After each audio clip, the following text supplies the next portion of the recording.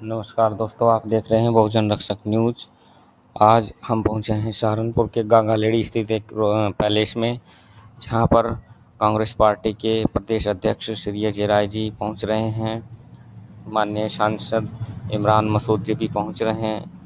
BJP के गलत नीतियों का विरोध करते हुए क्या कुछ वो कहने वाले हैं, आपको दिखाते हैं गागालेड़ी से लाइव।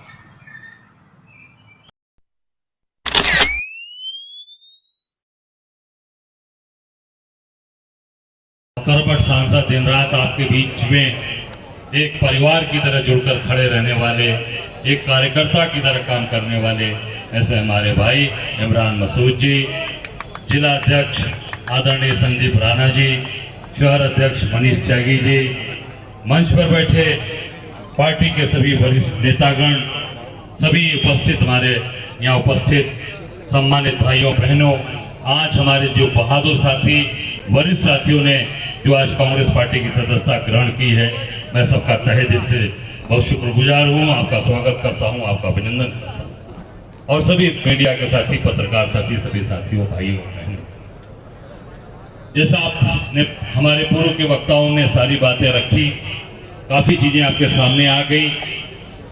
मैं सिर्फ इतना कहना चाहता हूँ कि आज जो कांग्रेस पार्टी दिन रात आगे बढ़ रही है, दिन रात कांग्रेस के प्रति लोग दीवानगी बढ़ रही है, हमारे नेता आदरणीय राहुल गांधी जी के प्रति दीवानगी बढ़ रही है, उसका कारण सिर्फ एक है कि आज मोदी के खिलाफ, इस भाजपा के खिलाफ अगर सड़क पर कोई उतर के लड़ रहा है, पार्लियामेंट के अंदर कोई लड़ रहा है, तो सिर्फ और सिर्फ कांग्रेस पार्टी है और कोई लड़ने वाला नहीं है। विपक्ष के कहने के लिए सारे दल हैं, मैं सभी दल की बात करना चाहूंगा, और सिवाय कांग्रेस के अलावा आप सड़कों पर देखोगे तो कोई नहीं, केवल कांग्रेस है। आज डीजल पेट्रोल 3-3, 3.5 रुपए लीटर महंगे हो गए। कोई दल उतरकर सड़क पर विरोध किया?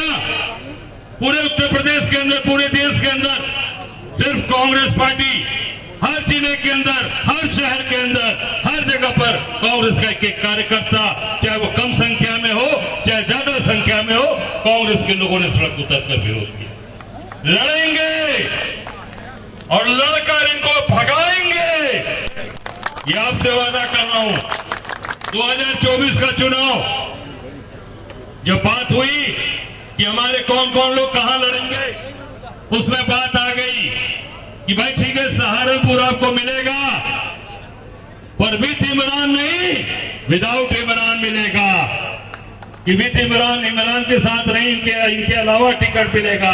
अड़ गई कांग्रेस पार्टी, अड़ गए हम लोग कि अगर सहारनपुर दोगे हम सहारनपुर लड़ेंगे, तो विथ इमरान लड़ेंगे, विदाउट इमरान नहीं लड़ेंगे। तो ये कांग्रेस पार्टी की सोच है, कांग्रेस की ताकत है, और कांग्रेस की ताकत आप सब लोग बैठे हैं, आप सब लोग यहाँ खड़े। मैं केवल बनारस की बात करूंगा, जहां नरेंद्र दामोदर दास मोदी लड़े। ये नहीं हमारे साथियों ने कहा कि लड़े, हारे, जीते, हारे और लड़कर खड़े हैं इमरान मसूद। आपके सामने अजय राय खड़े हैं, केवल 24 ही नहीं लड़ा, 14 भी लड़ा। कम वोट पाया मोदी जी, भाई बड़ा नाम लेकर आए थे, बड़ा जलवा दिखाए थे। 14 लड़ा, लोगों ने कहा कि अरे कहाँ अध्यक्ष जी कहाँ लड़ेंगे, राय साहब छोड़ दीजिए। हमने कहा ना, मैं और मेरी बीवी 2 वोट है मेरे सामने, मोदी से जरूर लड़ूंगा, डंके की चोट तक लड़ा। उसका परिणाम आप देखिए आपके सामने। फिर 19 में लड़ा, जितना 14 में वोट पाया था उससे 2 गुना से ज्यादा वोट प्रधानमंत्री रहते हुए मोदी के खिलाफ पाया। और वही फिर परिणाम 2024 में मोदी जी घुटने के बल ऐसे बैठ गए बनारस में, घुटने के बल। बनारस की जनता ने घुटने के बल बैठा दिया मोदी को। 7 राउंड चुनाव हारे, 7 राउंड। उसके बाद चुनाव आयोग से उनकी अधिकृत वेबसाइट को बंद कराया गया। 1 बजे के बाद कहीं भी बनारस का कोई अपडेट किसी मीडिया में हो तो मुझे बता दें मीडिया के लोग। 1 बजे बंद हो गया। 543 सीट पर चुनाव होता है, 542 के अपडेट आते हैं, बनारस का अपडेट बंद कर दिया जाता है। क्यों? क्योंकि चोरी करके, बेईमानी करके मोदी जीते, सांसद बने और देश के प्रधानमंत्री। बेईमानी बनकर बैठा हुआ व्यक्ति, वो न्याय करेगा देश के साथ। 4:30 बजे डिक्लेयर होता है कि मोदी जी घिसकते घिसकते घिसकते रगड़ते रगड़ते 1,52,000 वोट से जीते। पिछली बार 4,05,00,000 वोट से जीते थे, इस बार 1,52,000 पर आ गए। तो ये लड़ने का जज्बा है कि लड़ेंगे, और वही जज्बा 2027 में कांग्रेस की सरकार बनाएगा आप सबके आशीर्वाद से। ये बैठी नेतृत्व जो बैठी है, इनके नेतृत्व में 2027 में कांग्रेस की सरकार बनेगी, डंके की चोट पर, क्योंकि हम लड़कर इनको भगा रहे हैं। और बाकी लोगों का हाल आप देख सकते हैं, पूरे देश के अंदर भी कई चुनाव हुए, कई जगह हुए, मैं कहीं नाम नहीं लूंगा, पर आप देख सकते हैं कि बाकी लोगों का हाल क्या हो रखा है। हमारे वरिष्ठ लोगों ने कहा, अभी धनवाद जी के हमारे पिताजी ने कहा कि सिवाय कांग्रेस के अलावा भारतीय जनता पार्टी को कोई उखाड़ नहीं पाएगा, राहुल गांधी के अलावा कोई उखाड़ नहीं पाएगा, क्योंकि बहुत से ऐसे लोग हैं जिनके बारे में क्या बताऊं। लड़ो, लड़कर इनको भगाओ, यही समय है लड़ने का, उखाड़ कर इनको फेंको। हम सब लोग तो समर्पित हैं। मेरी तबीयत खराब हुई, मैं 1.5 घंटे अस्पताल में बेहोश होकर पड़ा रहा। हमारे साथियों को धन्यवाद देना चाहूंगा जिन्होंने ले जाकर हम सबको की जान बचाई, पर मन में एक ही है, एक ही तमन्ना कि इन लोगों को उखाड़ कर फेंकेंगे। एक नहीं 1,000 भी अगर बाहर अस्पताल जाना हुआ, तबीयत खराब हुई, तो पीछे नहीं हटेंगे जब तक भारतीय जनता पार्टी और मोदी को जब तक गुजरात नहीं भेज देंगे, तब तक चैन की सांस नहीं है। आखिरी दम तक लड़ेंगे और निश्चित तौर से उनको उखाड़ कर फेंकेंगे। हमारे मजबूत साथी जो हमारे एमएलसी धनवाद धरने पर हैं, और धरना इसलिए दिया कि पूरे टोल, मुझे बताया कि यहाँ पर कई टोल हैं, 40 किलोमीटर के अंदर 9 टोल लगे हैं। ये क्या है? ये पूरी तरीके से सरकार आप लोगों का खून चूस रही है, और सारे टोल के मालिक कौन होंगे? सब गुजरात के लोग होंगे। सारा काम गुजराती कर रहा है। सारे जितनी सड़कें बनी हैं, चाहे देहरादून की बनी हो, चाहे बनारस की बनी हो, चाहे सहारनपुर की बनी हो, इसके सारे जितने बड़े ठेकेदार हैं सब गुजराती हैं। बनारस में बाबा विश्वनाथ के दरबार में मंदिर जो बनाया, जो वहां मंदिर तोड़े गए, बनाने वाला कौन? श्रवण पटेल, गुजरात अहमदाबाद का रहने वाला। भगवान राम का मंदिर जहां बनाया, वो भी गुजरात के लोग हैं। सारा पैसा कहां जा रहा है? गुजरात जा रहा है। प्रसाद कहां से आ रहा है? अमूल वाले बनारस में 4 लड्डू देकर अमूल ब्रांड, और अमूल का भी गुजरात का सारा माल। पैसा कहां जा रहा है? पैसा खाली कहां हो गया? कहीं दिख रहा है बाजार में? सारा पैसा गुजरात लेकर जा रहे हैं। ये जो घर घर नल जल योजना चल रही है आपके जिले में, पूरे प्रदेश में, कौन लगा रहा है? कौन इसका मेन ठेकेदार है? पेटी कॉन्ट्रैक्टर होंगे यहाँ के लोकल लोग, उनका भी पैसा फंसा होगा बेचारों का। फंसा है कि नहीं फंसा है? सारे बड़े ठेकेदार गुजरात के हैं।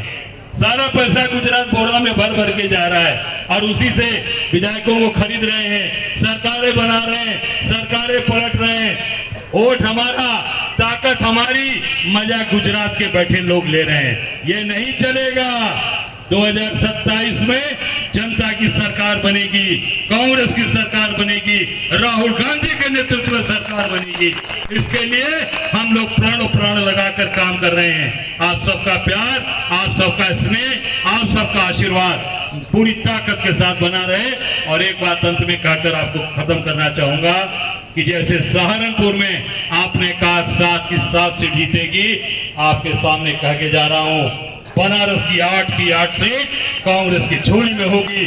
मोदी और मोदी के प्रधानमंत्री रहते हुए उनको उखाड़ कर फेंक देंगे, ये आपसे वादा करता हूं। बहुत बहुत धन्यवाद। जय हिंद, जय कांग्रेस।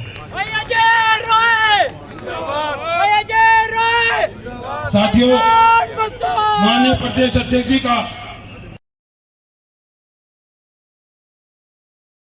करता था, जहां पर बोलना स्पष्ट लेकिन काम में कोई कमी नहीं आती थी। पहले अव्वल नंबर का कार्यकर्ता, अव्वल नंबर का सबका भाई, सबका बेटा, एक बहुत ही प्यारा मित्र। ऐसे आज के इस आयोजक भाई इमरान मसूद साहब, मेरे अजीज भाई और हमारे यहाँ के सांसद, उत्तर प्रदेश कांग्रेस कमेटी आज पूरे प्रदेश में, जब हम यहाँ आए तो जिस जज्बे से आपने मेरा, अजय राय जी का, प्रदीप नरवाल जी का, हमारा आए हुए सभी साथियों का, भाई इमरान साहब और उनके साथियों ने जो स्वागत किया, सबसे पहले तो मैं उसके लिए आपका तहे दिल से आभार व्यक्त करता हूँ।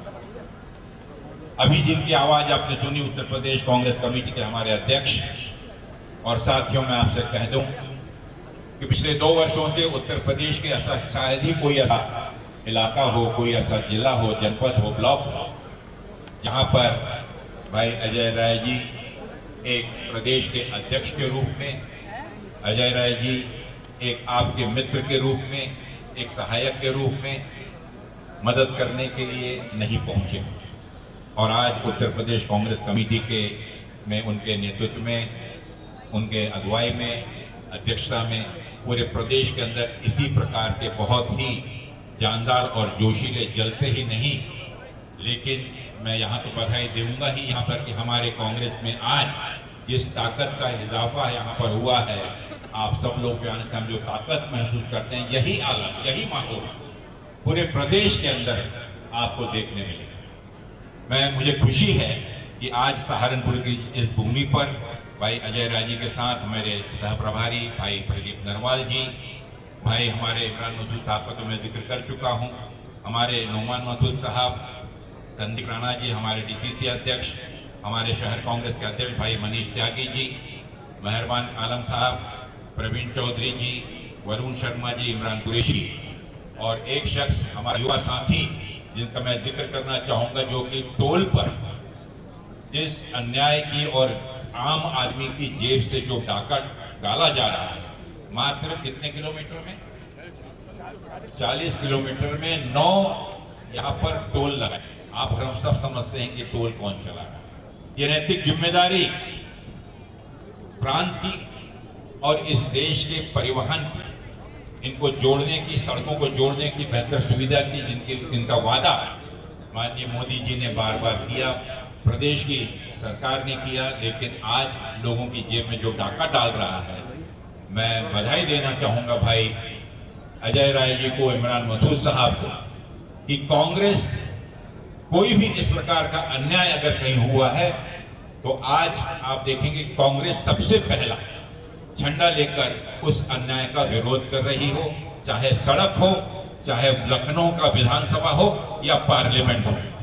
कांग्रेस ने माननीय राहुल गांधी जी के नेतृत्व में एक संघर्ष का एक राह अपनाया है, उसमें कांग्रेस का एक एक कार्यकर्ता अपना योगदान दे रहा है। और मैं बधाई विशेष रूप से उल्लेख करना चाहूंगा भाई शहनाज खान साहब का, कि जो आज सुबह से इस धरने को लेकर और अडिग रूप से वहां पर बैठे हुए अपनी मांगों को लेकर, मैं आप सबसे, इमरान भाई से ये कहना चाहूंगा कि जब तक ये मांग पूरी होती है, लेकिन हम इस चीज को पूर्ण रूप से आश्वस्त करें कि ये मांग हमारी किसी भी हालत में पूरी हो।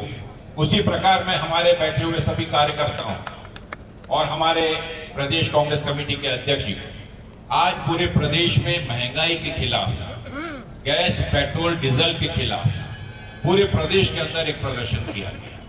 और आपने देखा होगा कि पिछले 1 वर्षों जब भी सरकार की कोई गलत नीतियां अगर आई हैं, तो कांग्रेस का पहला कार्यकर्ता हो, चाहे बुलडोजर चला हो, चाहे कि किसी हमारे अल्पसंख्यक का घर टूटा हो, चाहे किसी दलित पर अत्याचार हुआ हो, चाहे हमारे मातृत्व के, हमारे जो मातृशक्ति है उनके साथ दुर्व्यवहार हुआ हो, बलात्कार हुआ हो, हर जगह आपने देखा होगा कि कांग्रेस का कार्यकर्ता राहुल जी के नेतृत्व में, प्रदेश कांग्रेस कमेटी के नेतृत्व में हमारा कार्यकर्ता नेतृत्व वहां पहुंचा।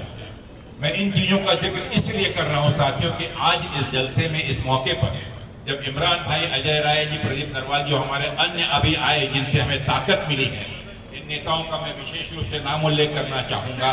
भाई सरफराज खान साहब, इरशाद चौधरी जी, मसूद अख्तर साहब, रईस मलिक जी, इमरान मलिक जी, इसरार साहब और हमारे अन्य सभी साथी, कि आपकी ताकत से इस संघर्ष को एक नई गति, एक नई जोश आपका मिलेगा, जहां पर आपका अनुभव और इमरान भाई जैसे और हमारे युवा कांग्रेस सेवा दल, महिला कांग्रेस, हमारे इन युवक साथियों का जोश मिलकर इस क्रांति को, इस चीज को आपकी इस आवाज को और ज्यादा बुलंद करें। जिस विश्वास से आपने माननीय राहुल गांधी जी के नेतृत्व में आज पुनः कांग्रेस की ताकत बढ़ाने का जो फैसला किया है, उसका मैं स्वागत करता हूं और आपका बहुत बहुत अभिनंदन करता हूं। साथियों, आप सब ने 2024 की जो संविधान की लड़ाई थी, जो इस देश के लोकतंत्र को बचाने की लड़ाई थी, उसके लिए मैं आप सबको तहे दिल से आपका बहुत बहुत अभिनंदन और आभार व्यक्त करता हूं।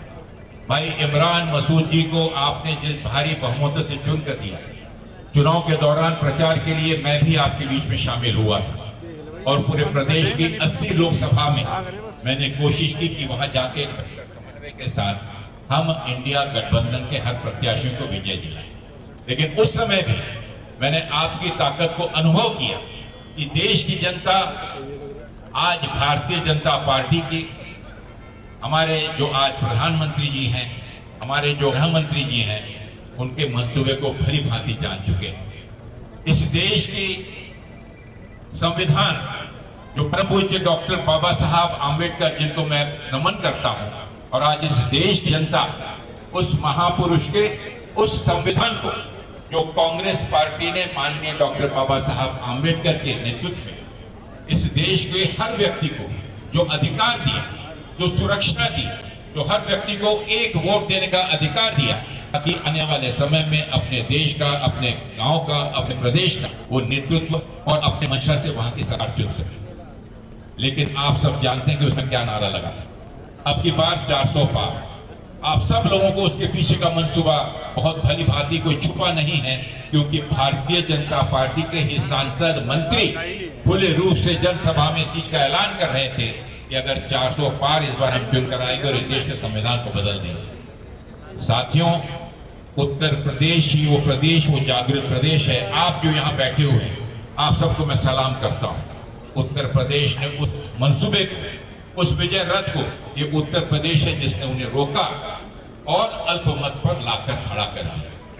आपने 80 में से 40 सीटें चुनकर दी और इस कारण लोकसभा में भारतीय जनता पार्टी बहुमत से काफी पीछे रही है, तो उसे अन्य दलों का मदद लेनी पड़ी सरकार बनाने के लिए। ये प्रयोग एक सफल प्रयोग ही, लेकिन इस चीज को दर्शाता है साथियों कि आज भी इस देश की जनता में डॉक्टर बाबा साहब आम्बेडकर और संविधान के द्वारा दिए गए अधिकार के तहत ऐसी कोई ताकत नहीं है जो यहाँ पर मनमानी कर सके। और इसीलिए 2027 का चुनाव, मुझे लगता है कि उस विजय रथ को हमको और आगे बढ़ाना होगा। आज जो संघर्ष माननीय राहुल गांधी जी के नेतृत्व में पूरे देश है, और आपने देखा होगा कि लोकसभा चुनाव से पहले उन्होंने कन्याकुमारी से कश्मीर तक और मणिपुर से और मुंबई तक 10,700 किलोमीटर से भी ज्यादा की पद यात्रा कर लोगों के बीच में मोहब्बत का संदेश देते हुए भारत के हर व्यक्ति को जोड़ने का एक संदेश दिया काम,